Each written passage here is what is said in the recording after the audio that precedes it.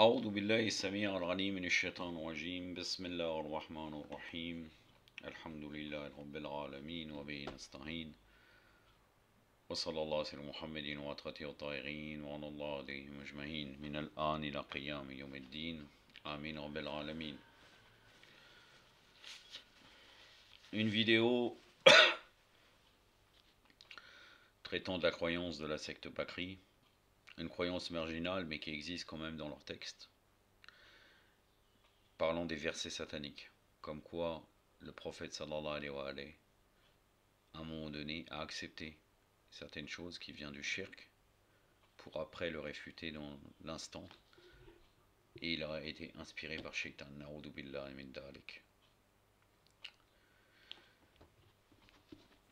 Je vais prendre ce livre, La croyance authentique de Sheikh al-Fawzan, c'est d'après les œuvres de Mohammed Abdel Wahhab. On pourrait penser que c'est les salafistes.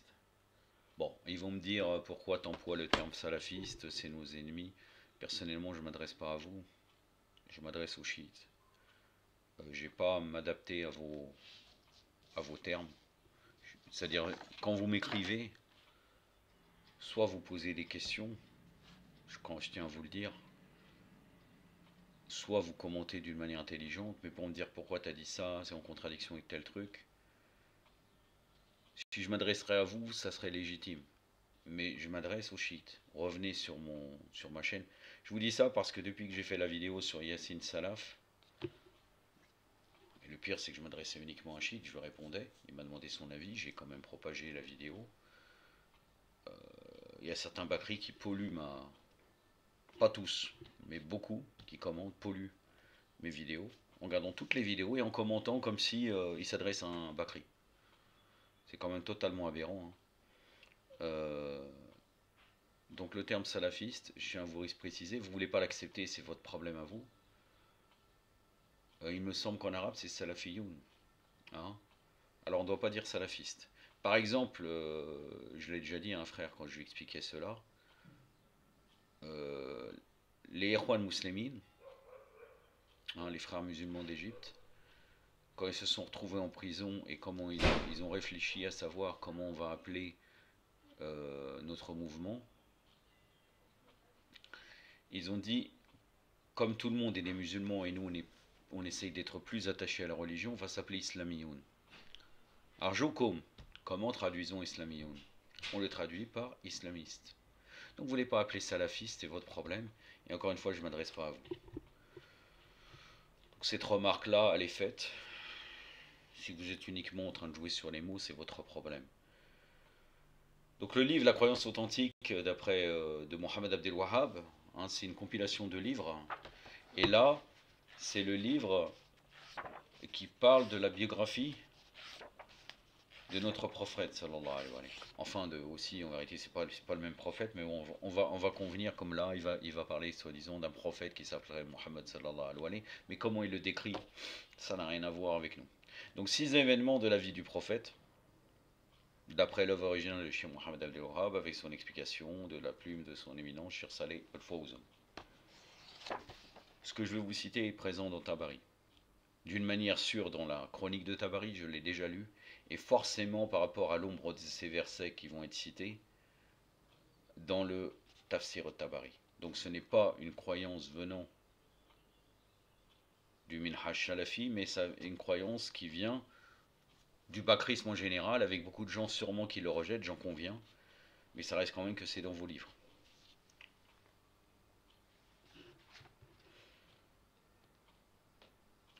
Donc, en réalité, il y a un petit passage de Mohammed Abdel Wahhab, et pour le reste, c'est commenté par Fawzan. Et je rajouterai quelques éléments qui nous appartiennent dans notre croyance.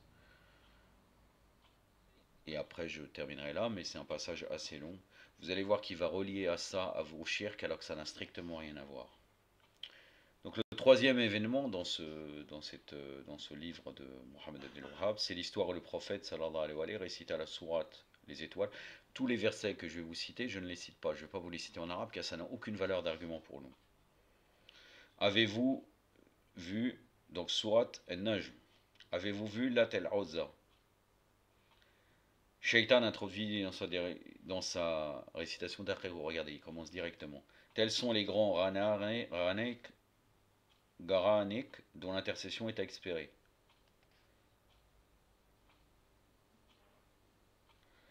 Ils pensèrent alors à leur grande joie que le messager d'Allah l'avait vraiment dit, comme quoi le prophète l'aurait dit.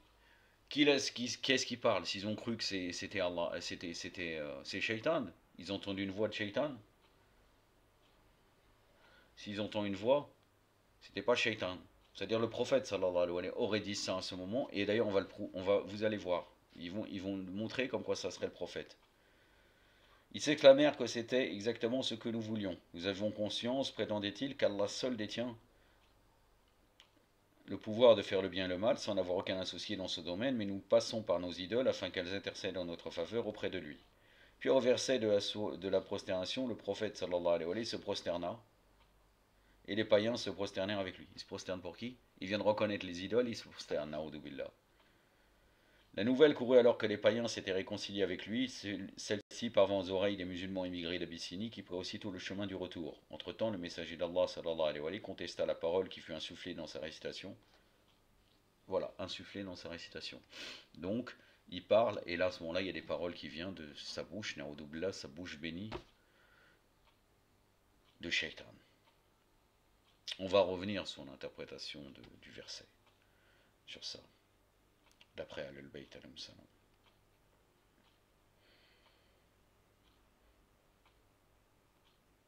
Entre-temps, le messager d'Allah contesta la parole qui fut insufflée dans sa récitation, ce qui irrita les païens qui redoublèrent d'animosité. Lorsqu'ils insistèrent et lui dirent qu'il avait bien prononcé ces paroles, il fut envahi par la peur de son Seigneur qui lui révéla à cette occasion: il n'y a pas eu de prophète avant toi ni de messager sans que Satan n'insuffle des paroles dans sa lecture. Surat al-Hajj, Surat le pèlerinage, le verset 52.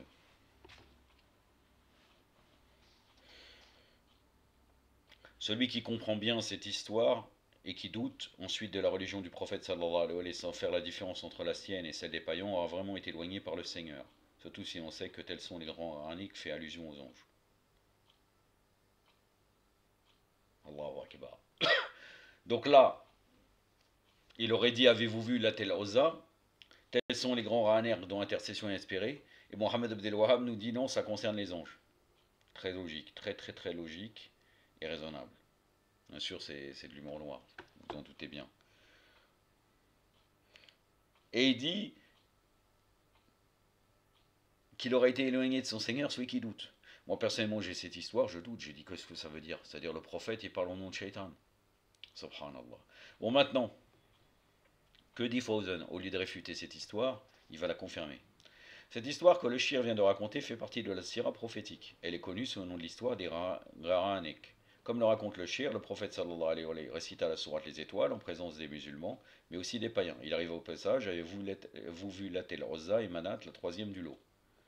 Sourate Najm, versets 19 et 20, les étoiles, l'étoile, qui étaient les plus prestigieuses idoles de la péninsule arabique. El-Lat se trouvait à Taïf, comme nous l'avons vu auparavant. Il s'agissait d'un homme vertueux qui donnait à manger aux pèlerins de passage à la Mecque.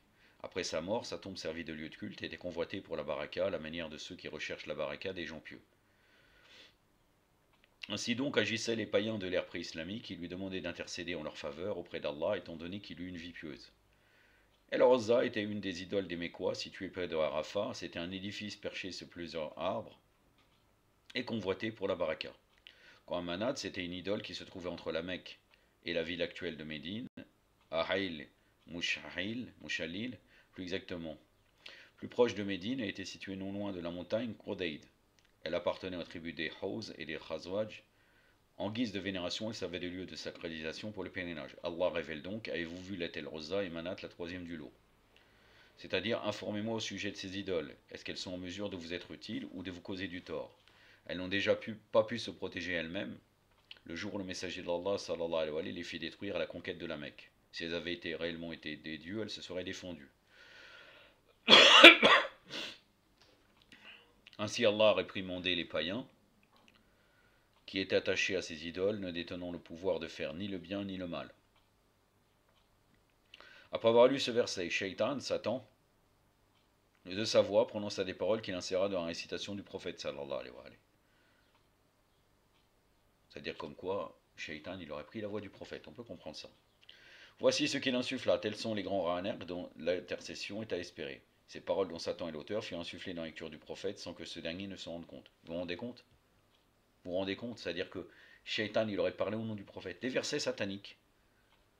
Entre autres, Salman Rushdie, je ne sais pas s'il a pris des sources des Mukhalifin, mais la plupart des choses qu'il dit dans son livre, c'est retrouvable dans les sources des Mukhalif. Les païens l'ayant entendu exultèrent de joie en criant qu'il avait évoqué leur divinité en bien. Et c'est bien ce que nous voulons de lui. Nous ne désirons rien d'autre de leur part. Prétendaient-ils que leur intercession auprès d'Allah, nous savons pertinemment qu'ils ne peuvent faire le bien et le mal. Notre ambition est de gagner leur intercession. Et Mohammed sallallahu alayhi wa sallam nous apprend que leur intercession est espérée. Arrivé au verset, là c'est le verset de la prosternation, je ne vais pas vous le lire.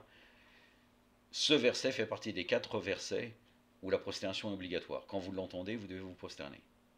Il y a un petit doigt à faire, mais vous pouvez vous prosterner uniquement comme cela et c'est suffisant. C'est dans Surat An-Najm, le verset 62. J'en profite pour rebondir, pour vous parler selon Ahlul Bayt, alayhim salam, quels sont les versets qui sont obligatoires de se prosterner quand vous tombez dessus. Donc, nous avons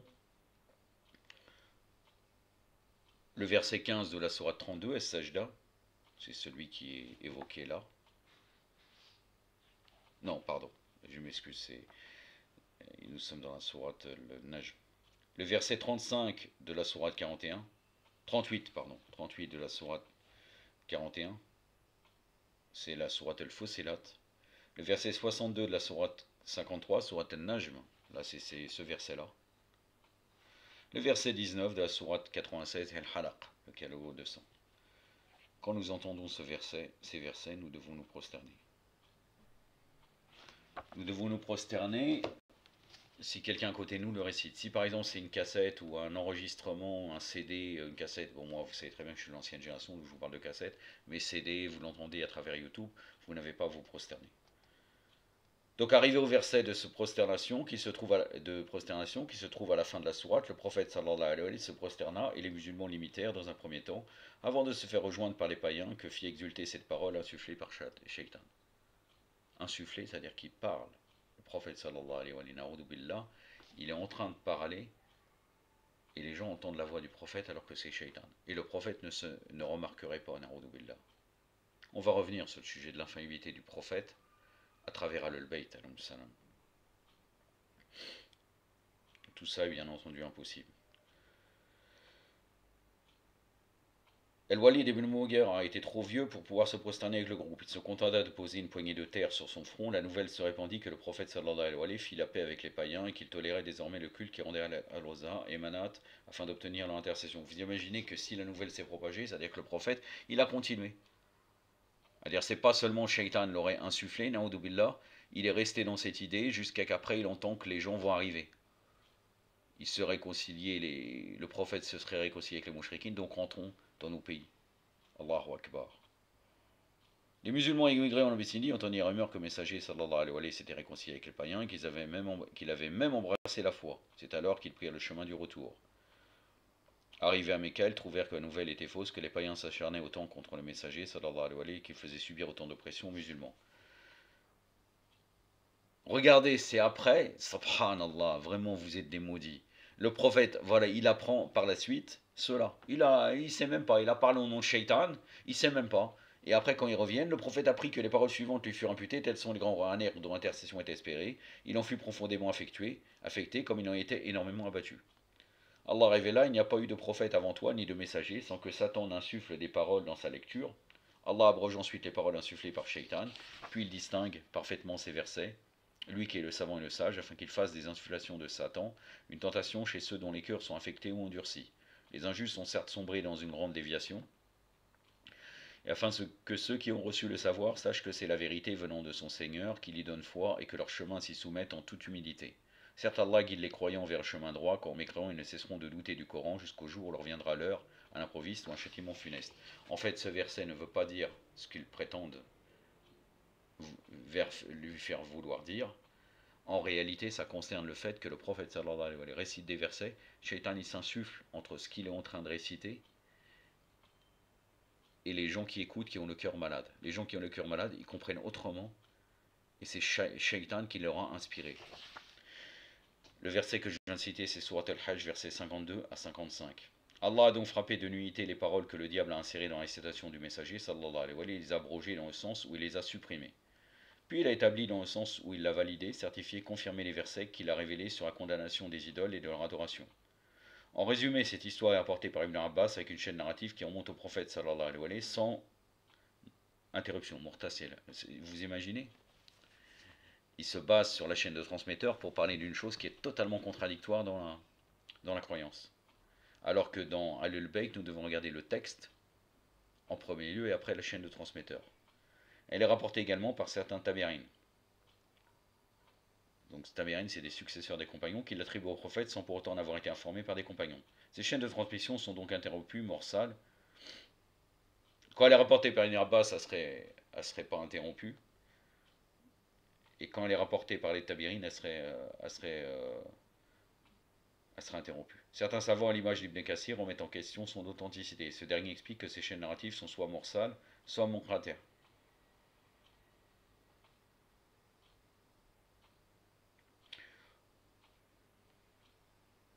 Donc là, morsal, là, ça sera interrompu au niveau des compagnons, et munqatir, ça sera interrompu au niveau de n'importe quel autre élément de la chaîne. Et suspect aux yeux de certains spécialistes. Vous imaginez qu'ils sont en train de parler de chaînes de transmetteurs, alors qu'ils ont un texte clair qui nuit au prophète sallallahu alayhi wa sallam. Réfuter ce hadith au niveau de la chaîne de transmetteurs est faux. Il faut le réfuter de base à travers la croyance. Mais comme ils ne croient pas que vraiment le prophète il est infaillible, il sera infaillible uniquement dans le wahi, et d'ailleurs il se contredit, parce qu'il est infaillible dans le wahi, et là ça concerne les versets coraniques, c'est la révélation. Néanmoins, le Hafiz ibn Hajar, Asqalani, a une autre opinion dans Fath el-Barir. Pour lui, rapportée par différentes voies distinctes les unes des autres, elles se corroborent et le hadith est donc bon selon lui. Tel est en substance le sens de ses paroles. En rapportant cette histoire, notre cher Mohammed Abdel Wahhab a voulu mettre l'accent sur les arguments des païens. Ces derniers disaient en effet qu'ils ne donnaient pas à leur idole le pouvoir de création, de subvenir aux besoins des hommes et de faire le bien et le mal. Ils les adoraient uniquement dans le but qu'elles intercèdent en leur faveur auprès d'Allah. Allah a donc frappé de nullité cet argument, il a confirmé le Coran qui condamne l'idolâtrie. Il a également réduit à néant les paroles sataniques introduites dans la lecture du prophète, sallallahu alayhi wa sallam. En outre, il a consolé son prophète et l'a soulagé de sa peine en lui faisant savoir qu'il était arrivé la même chose au messager avant lui. Subhanallah. Il n'y a pas eu de prophète avant toi ni messager sans que Satan n'inflige les paroles dans sa lecture. Dans sa lecture, c'est dans la manière que les gens comprennent. Surat al-Hajj, verset 52. Sa lecture, c'est-à-dire en arabe, ta manière, comme dans le verset, parmi eux, il y a des illettrés qui ne connaissent rien du livre que du Ramani.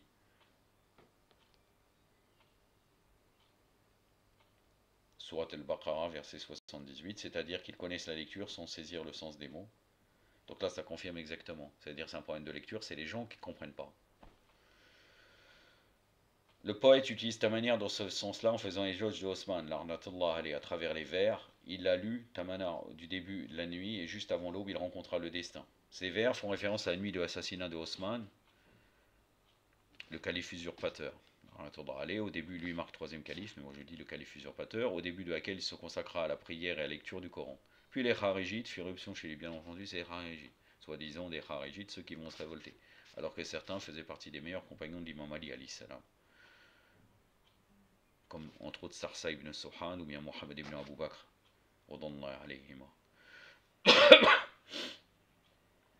et le tuèrent juste avant l'aube.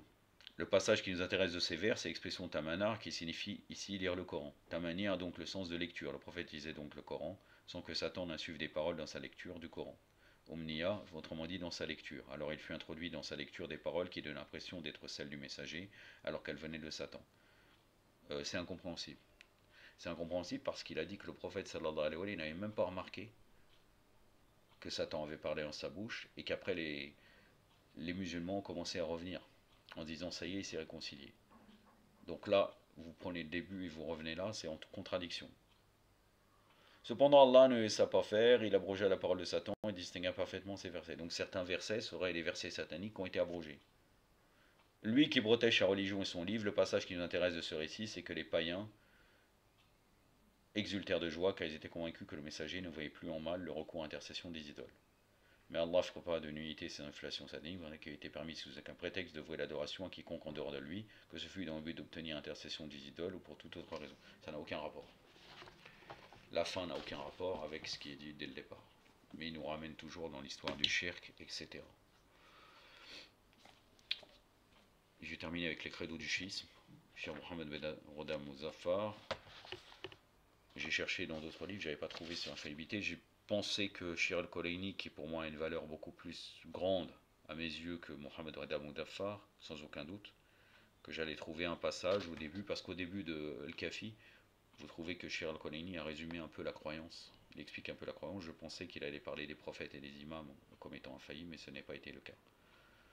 Que dit Cheikh Mohammed Reda Muzaffar dans ce livre, Les Credos du Chiisme, à la page 51, disponible dans le site bostani.com. L'infaillibilité des prophètes. Nous croyons que tous les prophètes, ainsi que les 12 imams de la famille du prophète, sallallahu alayhi wa sallam ajma'in, bien entendu aussi Fatima Zahra, il ne l'a pas évoqué, alayhi salam, sont infaillibles et donc immunisés contre les péchés et les erreurs. Certaines écoles juridiques musulmanes, on va dire certaines écoles juridiques Bakri, s'opposent toutefois à cette croyance et ne considèrent pas que les prophètes d'Allah, et encore moins les saints imams, les salam, doivent être forcément infaillibles. L'infaillibilité des prophètes, regardez, alayhi salam, signifie leur dépouillement de tout péché, majeur ou mineur, de toute erreur et de toute négligence. Et bien que de tels défauts soient humainement possibles, il est nécessaire que les élus d'Allah en soient dépourvus. Bien plus, il est nécessaire également que les prophètes soient préservés de la possibilité de commettre tout acte contraire à la bonne conduite et ne se permettent pas une quelconque vulgarité ou légèreté, telle que par exemple rire à haute voix, manger dans la rue ou se livrer à tout acte contraire à la discipline sociale. La preuve de la nécessité et de l'infaillibilité du prophète est que s'il lui était possible de commettre un péché, une erreur ou un oubli, dans ce cas nous nous trouverons devant un dilemme. Soit nous devrions le suivre dans son péché ou son erreur, soit nous ne devrions pas. Dans le premier cas, nous aurions été autorisés par Allah à commettre les péchés, ou même nous aurions eu l'obligation de le faire, ce qui est inconcevable logiquement et du point de vue de la religion. Dans le second cas, la raison d'être même de la prophétie aurait disparu, car l'obligation de l'obéissance au prophète est toujours inhérente à la prophétie.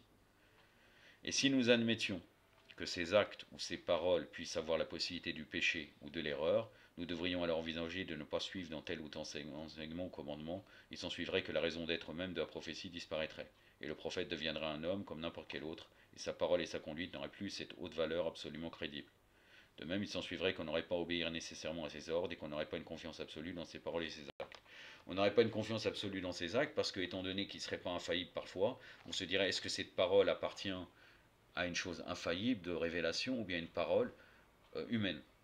Cette preuve de l'infaillibilité du prophète, donc ça crée une confusion, peut-être des choses qui appartenraient au wahi, à la révélation, on dirait non, je n'y crois pas, parce que ça contrevient à nos passions, à notre amour de la vie, etc. On dira non, cette parole-là, elle n'est pas prophétique, elle n'est pas inspirée, et l'autre, elle est inspirée inversement. Cette preuve de l'infaillibilité du prophète s'applique exactement à l'imam, car celui-ci est censé être désigné par Allah pour la guidance de l'humanité après le prophète, comme nous allons voir dans le chapitre de l'imam. Ça, c'est par la suite.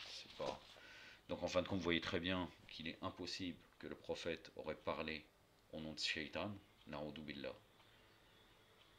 Franchement, alhamdulillah,